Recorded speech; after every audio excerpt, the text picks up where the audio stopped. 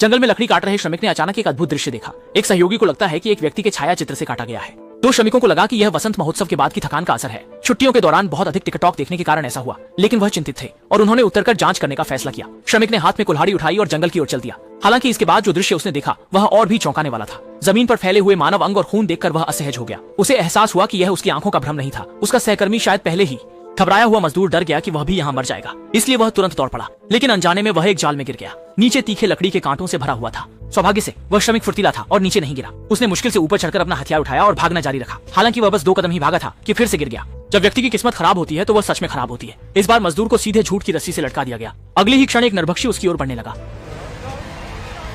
जब स्क्रीन बदलती है, 2 जोड़ी कपल जंगल में रोमांचक यात्रा की योजना बना रहे हैं। शर्ट पहने हुए आदमी आ कियांग कहता है कि उसने अभी अभी अपनी कंपनी बेची है और अब उसके पास कुछ धनराशि है जिसे वह खर्च कर सकता है। इस यात्रा का खर्चा वह पूरी तरह से उठाएगा। लेकिन दाढ़ी वाला भाई यह सोचकर कि आ कियांग अपने कुछ पैसे से दिखावा कर रहा है, ये मानता है कि वह यात्रा का खर्च खुद नहीं उठा सकता है। जबकि उसकी प्रेमिका सुनहरे बालों वाली लड़की उसे समझाती है कि किसी की मदद से खर्च उठाना कोई खराब बात नहीं है। अगले दिन 2 जोड़े समय पर निर्धारित स्थान पर पहुंचे। क्योंकि रास्ते से परिचित नहीं थे, आचियांग ने विशेष रूप से एक गाइड को बुलाया। जब बचाव जैकेट पहन ली गई तो सभी लोग कयाकिंग के लिए बैठ गए। गाइड ने उन्हें बताया कि आगे पानी की धारा थोड़ी उथल-पुथल हो सकती है, इसलिए उन्होंने सुझाव दिया कि वे अपने मोबाइल फोन और कीमती सामान को सुरक्षापूर्ण स्थान पर रखें।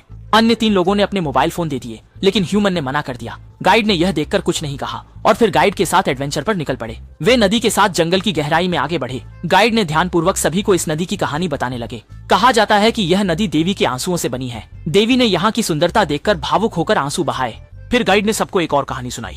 कई साल पहले उनके परदादा सबसे पहले इस जंगल में आने वाले व्यक्ति थे, लेकिन एक आदमखोर जनजाति से मिले, जिसके बाद वो कभी वापस नहीं आए। जब तक खोजी दल ने उनके परदादा के निजी सामान खोजे, जिनमें मानव मल था और मानव हड्डियों के निशान भी थे। ये सुनकर सुनहरे बालों वाली लड़की की भौं सिकुड़ गई। उसने जंगल में आदमखोरों की मौजूदगी के बारे में गाइड से पूछा। गाइड ने पुष्टि की, लेकिन तुरंत कहा कि उनके क्षेत्र के पास मत जाना। कोई समस्या नहीं। पिछले कुछ सैकड़ों वर्षों में नरभक्षियों ने किसी को कोई खतरा नहीं पहुंचाया है, लेकिन पिछले कुछ वर्षों में लोगों के बार बार पेड़ काटने के कारण नरभक्षियों का क्षेत्र छोटा होता जा रहा है, जिससे उन्हें केवल जंगल के भीतर रहना पड़ रहा है। अब उनका भोजन भी धीरे धीरे कम हो रहा है और वे भूख से मरने की स्थिति में पहुंचने वाले हैं। उसी समय एक पुरुष और एक महिला मोटरसाइकिल पर जंगल में पहुंचे। वे इस समय लाइव स्ट्रीमिंग कर रहे थे, लेकिन दर्शकों की संख्या ज्यादा नहीं थी। इसी समय उन्होंने एक प्रवेश वर्जित चेतावनी बोर्ड देखा, जिसका मतलब था कि अंदर जरूर कुछ अच्छा होगा। ट्रैफिक के लिए दोनों सीधे मोटरसाइकिल चलाते हुए अंदर घुस गए। हालांकि थोड़ी देर में पुरुष छिपी हुई रस्सी से कट गया। गर्दन वाली महिला अचानक मुड़ने के कारण गिर गई और इस तरह से वह बच गई। महिला डर के मारे जल्दी से एक गुफा में छिप गई। वह एक मदद के लिए वीडियो रिकॉर्ड करना चाहती थी। तभी अचानक एक हेलमेट उसके पैरों के पास आ गया।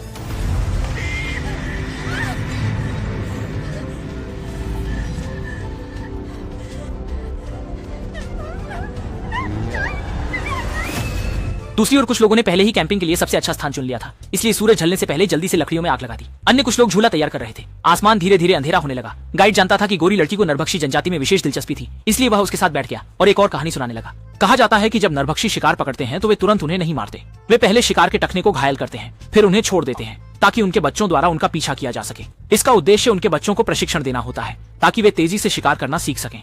उसी समय हौजीगो अचानक से प्रकट होकर गाइड को बाधित कर देते हैं। अपनी गर्लफ्रेंड को गाइड के साथ हंसते हुए देख उन्हें जलन महसूस होती है। इसके बाद सभी अपनी अपनी झूले में सोने चले जाते हैं। लेकिन आधी रात के बाद हौजीगो अचांग की गर्लफ्रेंड से चोरी छिपे मिलते हैं, यह देखकर कि उनके संबंध इतने जटिल हैं। अगले दिन सभी आश्चर्यचकित होते हैं कि अचांग गायब है और गाइड की कयाक भी गायब है। के निशान फिर गाइड ने सभी को सामान पैक करने के लिए कहा ताकि वे आक्यूंग को खोज सकें। चारों ने तेजी से कैनों पर बैठकर खोज शुरू की। जल्दी ही वे एक मोड़ पर पहुंचे। एक तरफ तेज बहती नदी थी और दूसरी तरफ बहुत शांत क्षेत्र, लेकिन संभवतः आदमखोरों की जमीन के पास। गाइड ये जोखिम नहीं उठाना चाहता था, लेकिन अन्य 3 लोगों के अनुरोध को टाल नहीं सका। वे अजरा को इस जंगल में अकेला छोड़ने में सहज नहीं थे। उन्होंने अजरा को ढूंढकर उसकी सुरक्षा सुनिश्चित करनी थी। गाइड ने उनकी दृढ़ता देखकर उन्हें मार्ग दिखाना शुरू किया। जल्दी ही उन्होंने देखा कि अजरा द्वारा ले जाई गई कयाक। इसके बाद दाढ़ी वाले भाई ने अचांग की लाइफ जैकेट भी खोजी। उन्होंने अनुमान लगाया कि अचांग शायद पहले ही जंगल के अंदर चला गया है, तो तीनों ने तय किया कि वे खोज जारी रखेंगे। पर गाइड डर के कारण अंदर नहीं जाना चाहता। उसने कहा कि वह क्याक की निगरानी करेगा और तीनों को केवल 1 घंटे का समय देगा। अगर समय अधिक हो गया तो वह पहले चला जाएगा, क्योंकि यहाँ आदमखोर कभी भी आ सकते हैं। 1 सेकंड भी ज्यादा रहना खतरनाक हो सकता है। 3 लोग जल्दी से जंगल के अंदर प्रवेश कर गए और वे चारों तरफ अचांग का नाम पुकार रहे थे, लेकिन उन्हें कोई उत्तर नहीं मिला। इसी समय हुजी गौर से पेड़ के तने पर खून के निशान देखता है, लेकिन फिलहाल यह तय नहीं कर पाता कि क्या यह अचांग का है। दूसरी ओर अकेला नदी के किनारे गाइड दूर से आने वाली आवाजों को सुनता है। डरा हुआ वह वहां बेकार नहीं बैठना चाहता, इसलिए वह छुरी लेकर जंगल में जांच करने चला जाता है। गहराई में पहुंचने पर उसे एक भयावह दृश्य दिखाई देता है। डरावना दृश्य। जमीन पर 3 पुआल के पुतले इंसान के कामकाजी कपड़े पहने हुए थे। पेड़ की शाखाओं पर भी बहुत सारी चीजें लटक रही थीं। जाहिर है कि क्यों इंसानों की मृत्यु आदमखोरों के हाथों हुई थी। इसके बाद एक पुआल के पुतले ने गाइड का ध्यान खींचा। उसने टोपी उठाकर भीतर ध्यान से देखा कि नाम सोच भी नहीं सकता था कि यह उसके परदादा की वस्तु थी। लेकिन फिर अजीब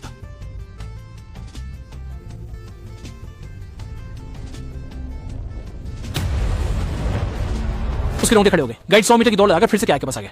वह पाता है कि नरभक्षी उसका पीछा नहीं कर रहे हैं और जैसे ही वह जिज्ञासावश पहले नरभक्षी की दिशा में देखता है, अगले ही क्षण बेखबर 3 लोग इस समय एक गुफा में पहुंच गए। उन्होंने अप्रत्याशित रूप से एक मोटरसाइकिल हेलमेट देखा, जिससे वे हैरान थे कि यहां हेलमेट क्यों है। समय पर पूछने पर ही पता चला कि आकियांग ने टीम छोड़ी थी क्योंकि उसका पेट ठीक से नहीं पच रहा था। वह टहलने बाहर आ गया। आकियांग को सकुशल देखकर सभी ने आखिरकार चैन की सांस ली। थोड़ी देर बाद वे नदी के किनारे वापस जाने के लिए तैयार हुए ताकि गाइड से मिल सके। हालांकि वापस जाने पर उन्हें गाइड का कोई पता नहीं चला और उनका पानी और बैग भी गायब थे। होजिगे का मानना था कि गाइड ने उन्हें छोड़ दिया था। इसके बाद उन्होंने जमीन पर गाइड की चाकू पड़ी देखी, लेकिन उन्होंने ज्यादा नहीं सोचा। फिर नाव पर बैठकर निकल गए। कुछ देर बाद उन्होंने एक और कयाक देखा जिस पर खून के धब्बे लगे हुए थे और किनारे पर भाप छोड़ता एक लोहे का बर्तन था। वे जिज्ञासावश आगे बढ़कर देखने लगे और पाया कि बर्तन में उबाल रहा था गाइड का सिर। यह दृश्य देखकर अक्सम बीमार महसूस करने लगा। कुछ लोग जल्दी से इस जगह से भाग गए, लेकिन कुछ ही देर बाद एक बड़ी और मोटी पेड़ की टहनी ने रास्ता रोक दिया। तो दाढ़ी वाले भाई ने पहले पैडल बोट को नीचे से धकेलने का सुझाव दिया, लेकिन जैसे ही पानी में उतरे उन्होंने महसूस किया कि पानी के नीचे कुछ हलचल हो रही है। बाकी तीनों ने यह देखा और उन्होंने हुजिगे को नहीं छोड़ा, बल्कि समर्थन के लिए हथियार खोजने लगे। अंत में सुनहरे बालों वाली लड़की ने एक बड़ा पत्थर उठाकर उसे ताकत से शीरेंजू के सिर पर मार दिया और वह तुरंत बेहोश हो गया। इस दिल दहला देने वाली लड़ाई का आखिरकार अंत हो गया। हालांकि जब वे शीरेंजू के साथ लड़ाई कर रहे थे तो नदी के साथ बहती हुई 2 नौकाएं दूर कहीं चली गईं और चारों ने अपनी एकमात्र परिवहन साधन खो दिया। अगली यात्रा उन्हें पैदल ही करनी होगी। जैसे ही उन्होंने आगे बढ़ना शुरू किया, दूसरी तरफ अभी अभी बेहोश हुए नरभक्षी मुश्किल से किनारे पर चढ़ा। एक साथी नरभक्षी जिसका नाम मंगसन था, उसे देखकर महसूस हुआ कि अब बचाने का कोई मतलब नहीं है और उसने उसे सीधा मार डाला। फिर उसका दिल निकालकर खाने लगा। 4 लोग बिना किसी गाइड के जंगल में बेतहाशा भटक रहे थे। दिन से रात तक चलते चलते वे पूरी तरह से थक चुके थे। उन्होंने भूख मिटाने के लिए जंगली फल ढूंढे। गहरी रात तक 2 पुरुष बारी बारी से पहरा देते रहे, यह सुनिश्चित करने के लिए कि रात सुरक्षित बीते। जब हुजिगे का पहरे का समय आया तो मच्छरों के लगातार काटने की वजह से उन्होंने अपने शरीर पर कीचड़ मल लिया और आखिरकार पूरा शरीर कीचड़ में डूबा दिया। इसी कारण मंगसेन की दृष्टि से हुजिगे बखूबी बच गए और फिर उन्होंने सोचा कि उन्हें जिमिंग ही जी दिया जाए।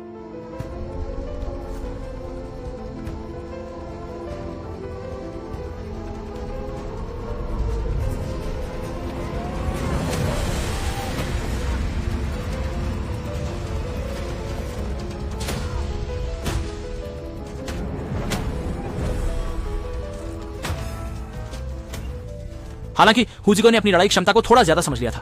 कुछ ही चालों में उसे मंगसेन ने एक बार में बेहोश कर दिया। जब मंगसेन हुजिगे की गर्दन तोड़ने वाला था तब एचांग समय पर आकर उसे रोक दिया, लेकिन मंगसेन पहले वाले से स्पष्ट रूप से अधिक मजबूत था। एचांग उसका मुकाबला नहीं कर सका। मंगसेन ने सीधे एचांग की कलाई से मांस का एक बड़ा टुकड़ा काट लिया। हुजिगे गलती से पहाड़ी से नीचे लुढ़क गया और आखिर में पत्थर से टकराकर बेहोश हो गया। अतीत न जाने कितनी देर बाद हुजिगे अंततः जाग गया और वह पहले के स्थान पर मुश्किल से वापस आया। उसने देखा कि आदिवासियों ने अचांग को बांध रखा है और उसे एक अन्य स्थान पर ले जा रहे हैं। हुजिगे चुपचाप पीछे पीछे चलता रहा और जब सही समय आया तब अचांग के पास पहुंचा, परंतु इस समय वह अच्छी तरह जानता था कि उसके पास अचांग को बचाने की क्षमता नहीं है। अगर आदिवासी जाग गए तो उसकी अपनी जान भी खतरे में पड़ जाएगी। अपनी जान बचाने के लिए हुजिगे ने एचांग से माफी मांगी। फिर वह पेड़ों के झुरमुट में छिप गया। इसके बाद एचांग को आदमखोरों के कबीले में ले जाया गया। फिर उसकी शर्ट और पैंट उतार दी गई और उसके टखने काट दिए गए। इसके बाद जैसे कि गाइड की कहानी में था, आदमखोरों की संतान के प्रशिक्षण का लक्ष्य बन गए। अंत में अजीत एक बच्चा के हाथों मारा गया। सुबह होते ही हुंजा भाई ने दोनों लड़कियों को जगाया और झूठ बोला कि अजीत आगे गाड़ी ढूंढने गया है। फिर तीनों ने आगे बढ़ना शुरू कर दिया, लेकिन कुछ ही देर बाद तीनों को आदमखोरों ने खोज लिया और तुरंत उन्होंने इनका पीछा करना शुरू कर दिया। सबसे तेज दौड़ने वाली लड़की अनजाने में आदमखोरों के जाल में फंस गई। लकड़ी का कांटा उसके कंधे को भेद गया। सुनहरी बालों वाली लड़की ने बिना झिझक उसे बचाने का निर्णय लिया और इसलिए उसने हुजी भाई से एक मजबूत बेल लाने को कहा, जिसे उसने अपनी कमर से बांध लिया। नीचे जाकर सुनहरी बालों वाली लड़की ने चाकू से लकड़ी का कांटा काट दिया और अंततः सफलतापूर्वक लड़की को बचा लिया। इस समय वे पल भर के लिए भी आराम करने की हिम्मत नहीं कर सके और बाहर निकलने का रास्ता खोजने लगे, लेकिन अप्रत्याशित रूप से जल्दी ही आदमखोरों ने उन्हें ढूंढ लिया और संकट में पड़े इन तीनों को एक और मुश्किल का सामना करना पड़ा। जान बचाने के लिए उन्हें ऊंचाई से पानी में कूदना था। फिर सोने बालों वाली लड़की ने हिम्मत जुटाई और सबसे पहले कूद गई। बाकी 2 लोग भी उसके पीछे पीछे कूद गए। अंततः तीनों ने आदमखोरों से कुछ दूरी बना ली। वे नदी के किनारे चलते रहे और सौभाग्य से एक कयाक मिली, इसलिए तीनों जल्दी से उस पर बैठ गए। इस समय तीनों पूरी तरह से थके हुए थे। 2 लड़कियां थक कर बेहोश हो गईं, जबकि दाढ़ी वाले भाई ने जरा भी डील नहीं दी। उन्होंने किनारे पर जाकर मोबाइल फोन निकाला और एक वीडियो रिकॉर्ड की। जल्दी ही मोनसन ने आवाज सुनी और वहां आ गया। उसने मोबाइल उठाया और अंदर के कंटेंट को देखा। उम्मीद नहीं थी कि हुजी ने मोनसन की ओर एक अंतरराष्ट्रीय इशारा किया। फिर उसने जल्दी से उसके पीछे से हमला किया, लेकिन उसकी ताकत मोनसन के मुकाबले नहीं थी। उसे जल्दी ही नीचे पटक दिया गया। इस समय मोनसन ने नदी में तैरती हुई 2 लड़कियों को देखा और सोचा कि उन्हें जल्दी से पकड़ ले। वापस जाकर मानसन ने सहजता से पेड़ के तने में चाकू घोंप दिया और फिर लता का उपयोग करके पहले हुजिगी के गले को लटकाया। इसके बाद वह पानी में जाकर लड़कियों को पकड़ने की तैयारी करने लगा। इस समय लटके हुए हुजिगी ने अभी भी जद्दोजहद की और चाकू तक पहुंचकर बेल को काटने की कोशिश की। अंततः अपनी अथक कोशिशों से सफलतापूर्वक चाकू पा लिया।